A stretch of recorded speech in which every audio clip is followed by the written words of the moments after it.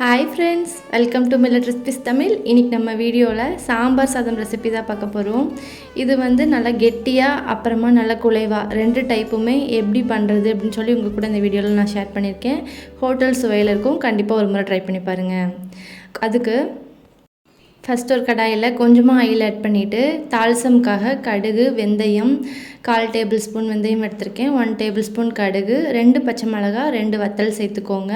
நீங்கள் வத்தலே சேர்க்குறீங்கன்னா 4 சேர்த்துக்கலாம். பச்சை மிளகாய் மட்டும் சேர்க்குறீங்கன்னா 2 பச்சை மிளகாய் போதுமாக இருக்கும். சேர்த்துட்டு எண்ணெயில் வந்து நல்லா பொரிஞ்சதுக்கப்புறமா கொஞ்சமாக உளுந்தம்பருப்பு ஆட் பண்ணிக்கோங்க. ஆட் பண்ணி கொஞ்சம் எல்லாம் வெடித்து வந்ததுக்கப்புறமா ஒரு குத்து கருவேப்பிலையும் ஆட் பண்ணி தாளிதம் வந்து நல்லா பொரிய விட்டுருங்க. இதுக்கப்புறமா நம்ம வந்து காய் பார்த்திங்கன்னா இன்றைக்கி மஞ்சள் பூசணிக்காய், அதாவது பரங்கிக்காய்ன்னு சொல்லுவோம்ல, அது தக்காளி, கேரட், வாழைக்காய், உருளைக்கிழங்கு, பீன்ஸு, சின்ன வெங்காயம், கத்திரிக்காய் எல்லாம் எடுத்திருக்கேன். இதில் வந்து நீங்கள் வாழைக்காய், உருளைக்கிழங்கு மட்டும் ஆப்ஷனல், மற்ற எல்லா காய்களும் சாம்பார் சாதத்துக்கு கண்டிப்பாக சேர்த்துக்கணும். பரங்கிக்காய், பூசணிக்காய், நான் எங்கள் ஊரில் வந்து மஞ்சள் பூசணின்னு சொல்லுவாங்க திருநெல்வேலியில். இந்த காய் வந்து கிடச்சிதுன்னா கண்டிப்பாக சேர்த்துக்கோங்க, சாம்பார் சாதத்துக்கு நல்ல சுவையாக இருக்கும்.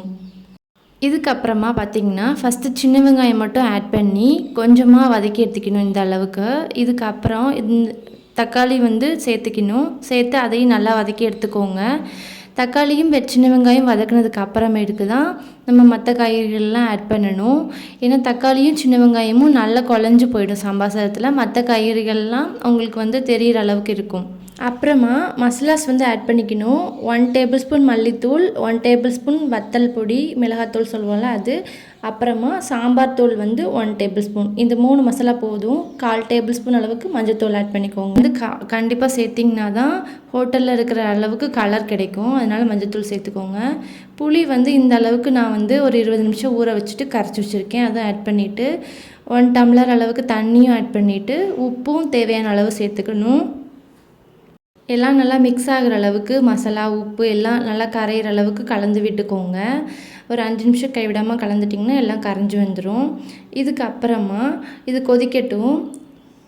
காயெல்லாம் ஒரு 1/2 மணி நேரத்தில் வெந்துடும். நம்ம வந்து சாதம் வச்சுக்கலாம். 1 கப் அளவுக்கு பச்சரிசி, 1/4 கப் அளவுக்கு துவரம் பருப்பு சேர்த்து 5 டம்ளர் அளவுக்கு, நீங்கள் எந்த டம்ளரில் மெஷரிங் கப்பில் அளந்தீங்களோ அரிசி வந்து அதே கப்பால் தான் தண்ணி ஆட் பண்ணிக்கணும். 5 கப் அளவுக்கு சேர்த்துக்கிட்டிங்கன்னா நல்லா குலைவாக வந்துடும் சாதம். அதுக்காக 5 கப் அளவுக்கு தண்ணி ஆட் பண்ணியிருக்கேன். ஆட் பண்ணி 5 விசில் விட்டு எடுத்துக்கோங்க, சரியாக இருக்கும். ஒரு 2 டேபிள் ஸ்பூன் அளவுக்கு தேங்காய் ஆட் பண்ணி கொஞ்சமாக ட்ரை பண்ணி எடுத்தால் போதும். ரொம்ப வந்து ட்ரை பண்ணணும்னு அவசியம் இல்லை.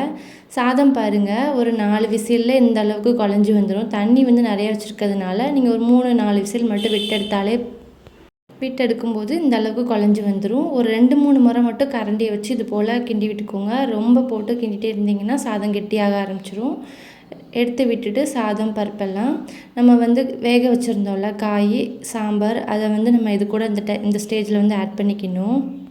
இதில் முக்கியமான டிப்ஸே பார்த்திங்கன்னா, நீங்கள் வந்து சாதம் வச்சுட்டு அப்புறமா சாம்பார் வச்சிங்கன்னு சொன்னால் சாதம் வந்து கெட்டிப்பட்டுரும்.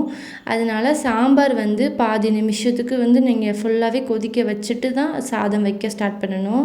ஏன்னா விசில்லாம் அடங்கி வந்ததுமே இந்த சாம்பாரை வந்து நம்ம சேர்க்கும் பொழுது தான் சாதம் வந்து கெட்டிப்படாமல் நல்லா ஹோட்டல் சுவையிலே கிடைக்கும். அதனால் சாம்பார் வச்சு முடிச்சுட்டே நீங்கள் சாதம் வந்து வைக்கிறதுக்கு ஸ்டார்ட் பண்ணுங்கள். அப்போ உங்களுக்கு சரியாக இருக்கும். உங்களுக்கு வந்து உப்பு செக் பண்ணிவிட்டு தேவைப்பட்டுச்சுன்னா ஒரு 1 டேபிள் ஸ்பூன் அளவுக்கு உப்பு ஆட் பண்ணி இந்த மாதிரி நல்லா மிக்ஸ் பண்ணி விட்டுக்கோங்க. இடையில கொஞ்சம் வெள்ளை சாதங்கள் இருக்கும், அதனால இது போல் நல்லா ஷார்ப்பாக இருக்க கரண்டி இருந்துச்சுன்னா இது போல் பண்ணிக்கோங்க. உங்களுக்கு எல்லா சாதமும் நல்லா விரகி கிடைக்கும். இது போல் நல்லா மிக்ஸ் பண்ணி எடுக்கணும். அடி வரைக்கும் நீங்கள் கரண்டி வச்சு மிக்ஸ் பண்ணும்போது தான் வெள்ளை சாதமெல்லாம் இல்லாத அளவுக்கு நல்லா எல்லாமே குழஞ்சி சூப்பராக கிடைக்கும். நீங்கள் இது போல் எடுத்து விடும்போது பாருங்கள், வெள்ளை சாதம் வந்துகிட்டே இருக்குல்ல, இந்த வெள்ளை சாதம் தெரியாத அளவுக்கு நல்லா மிக்ஸ் பண்ணிக்கணும். மிக்ஸிங் தான் சாம்பார் சாதத்துக்கு மெயின் டேஸ்ட்டே. ஸோ நல்லா மிக்ஸ் பண்ணி எடுத்துக்கோங்க. இதுக்கப்புறமா கொஞ்சமாக நான் தேங்காய் ஆட் பண்ணியிருக்கேன், நெய் இல்லாததுனால. நெய் இருந்துச்சுன்னா கண்டிப்பாக நெய் சேர்த்துக்கோங்க, அப்போ தான் நல்ல சுவையாக இருக்கும். சேர்த்துட்டு நல்லா ஒரு முறை கலந்து விட்டுருங்க. உங்களுக்கு கெட்டியாக வரணும் அப்படின்னு சொன்னால் மட்டும் தேங்காய் ஆட் பண்ணிக்கோங்க. நல்லா குழைவாக இருக்கணும்னா தேங்காய் வந்து ஆட் பண்ணணும்னு அவசியம் இல்லை. இது போல் வறுத்த தேங்காய் ஆட் பண்ணும்போது எக்ஸாக்டாக நீங்கள் ஹோட்டலில் சாப்பிட்ற அதே சுவை உங்களுக்கு கிடைக்கும். அதே சமயம் கொஞ்சம் இலையில நம்ம சாம்பார் சாதம் எடுத்து விடும்போது, டிஃபன் பாக்ஸில் எடுத்து விடும்போது ரொம்ப தண்ணியாக ஓடும்ல, அந்த மாதிரி இல்லாமல் கொஞ்சம் கெட்டிப்படுறதுக்காக நான் தேங்காய் ஆட் பண்ணிக்கிறேன். உங்களுக்கு வந்து நல்லா தண்ணியாக குழைவாக தான் இருக்கணும்னு சொன்னால் நீங்கள் தேங்காய் வந்து இந்த ஸ்டேஜில் ஆட் பண்ண தேவையில்ல. நீங்கள் கொஞ்சம் கெட்டியாக இருக்கணும், சாப்பிடும்போது ட்ரெஸ்லலாம் கொட்டிக்கக்கூடாது, அந்த மாதிரி ஸ்டேஜில் வந்து இருக்கணும்னு விரும்புகிறவங்க தேங்காய் வந்து கண்டிப்பாக ஆட் பண்ணிக்கிட்டிங்கன்னா ரொம்ப சுவையாக இருக்கும்.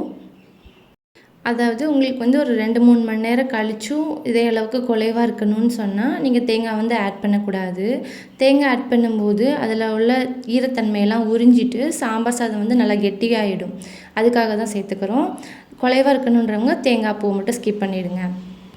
இதுக்கப்புறமா கொஞ்சமாக கருவேப்பிலை மல்லி இலை வந்து கட் பண்ணிவிட்டு சேர்த்துட்டு ஒரு முறை கிளறி விட்டிங்கன்னா சூப்பரான சாம்பார் சாதம் நல்லா குழைவாக ஹோட்டல் ஸ்டைலில் கலர் மாறாமல் சூப்பராக ரெடி ஆகிடுச்சு பாருங்கள். நல்லா கமகமன்னு சூப்பராக மணக்கும். கண்டிப்பாக ஒரு முறை ட்ரை பண்ணி பாருங்கள். இது கூட வாழைக்காய் வந்து வறுவல் வந்து நான் ட்ரை பண்ணியிருக்கேன். அடுத்து வந்து வாழைக்காய் வறுவல் வீடியோவும் நான் உங்களுக்காக ஷேர் பண்ணுறேன். ரொம்ப சுவையாக இருக்கும். கண்டிப்பாக ஒரு முறை ட்ரை பண்ணி பாருங்கள். வாழைக்காய் வறுவலும் ரொம்ப டிஃப்ரெண்ட்டான ஸ்டைலில் வந்து நான் பண்ணி காட்டியிருக்கேன். நெக்ஸ்ட் அப்லோட் பண்ணுறேன். கண்டிப்பாக மிஸ் பண்ணாமல் பாருங்கள்.